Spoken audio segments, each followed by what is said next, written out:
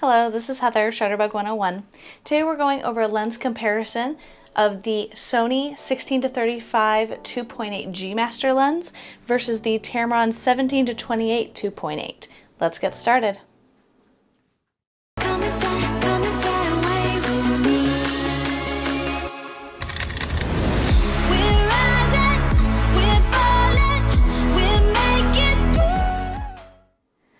So today we are going over, of course, two wide-angle lenses for your full-frame camera, which can also go on your crop sensor.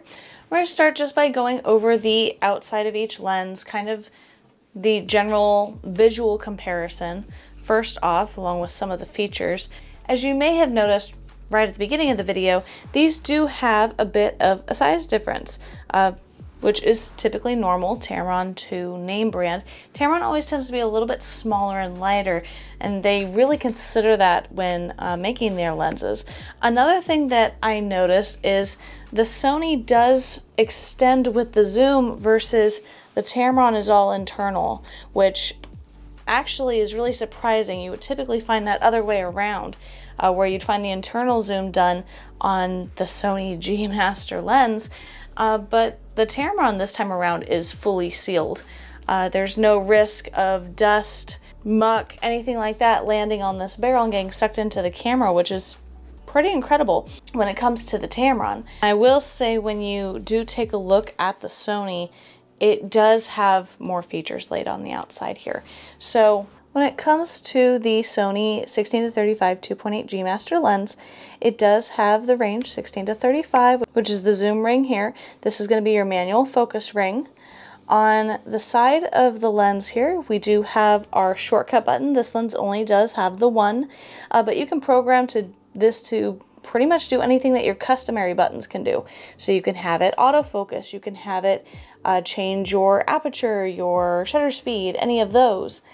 You can have it lock on via exposure, like my camera is not, because it's going from my white face to black lens. Anyhow, we do have an autofocus manual focus switch on this lens, so that'll allow us to use that for our manual focus if it came down to it. Other than that, that's all the outside of this lens.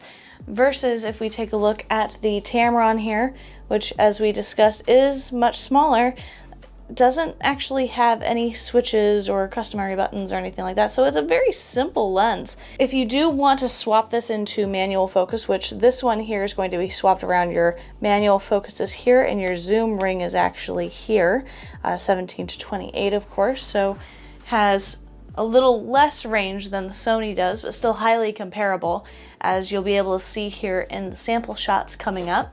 If you do want to dial into that manual focus, it is something that you will have to do on your camera itself, switching it into manual focus, usually using your quick menu or something like that.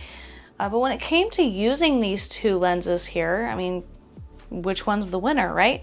When it comes down to G Master lenses, those are going to be Sony's priority of making it future adaptable for all their future cameras. So if you are going pro, you're going to stay in Sony for a very long time, you want to keep using your lenses from now until the end of time, go with the G Master.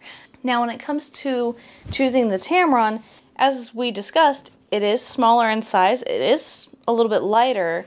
There's less glass on the front, even though it is a 2.8, but this would be a great purchase for somebody that wants to save over half the money. It would also be great for somebody that maybe doesn't do a lot of wide-angle shots. Maybe you occasionally want access to do something landscape, but maybe you primarily do zooms. So you just need something small to stick in your bag that's going to be reliable and get you good light intake.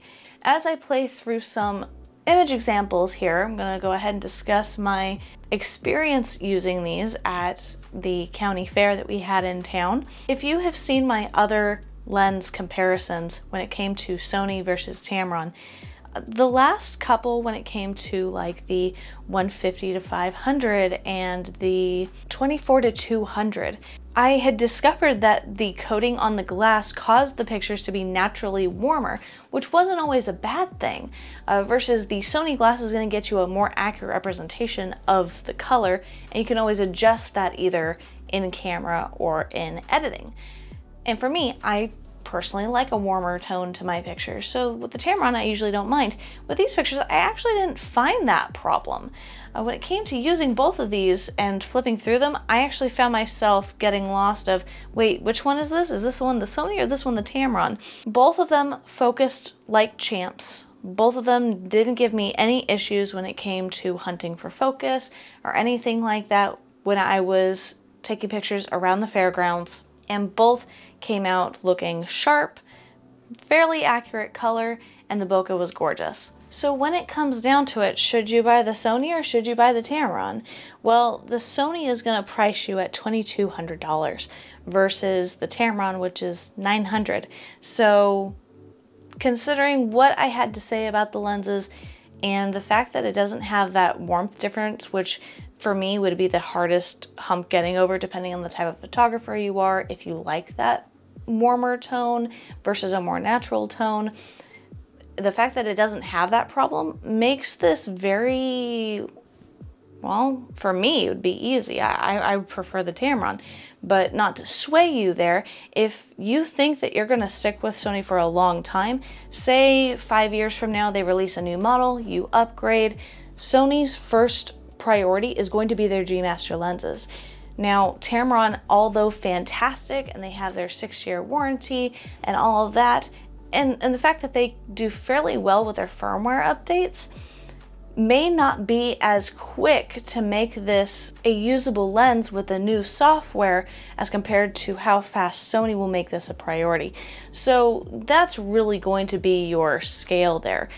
Now, for the holidays coming up, if you're giving this as a gift, you may be more swayed to go with the $900 option. I can tell you that Tamron is a fantastic manufacturer, and they do such a good job when making their lenses and considering the customer's interests. And like I said, they have a 6-year manufacturer warranty, which Sony does only have the 1. So in the end, it is going to be up to you. It is going to be your preference, but just so you guys have some more samples to go off of, just so you can kind of physically see it in the hands of a photographer and the pictures I was able to get in comparison to each other. Hopefully this has made your decision a little easier, seeing the big difference between Sony and Tamron.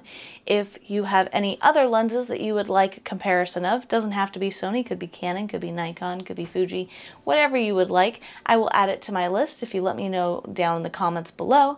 And until next time, keep your eye out for inspiration, Shutterbugs. Bye.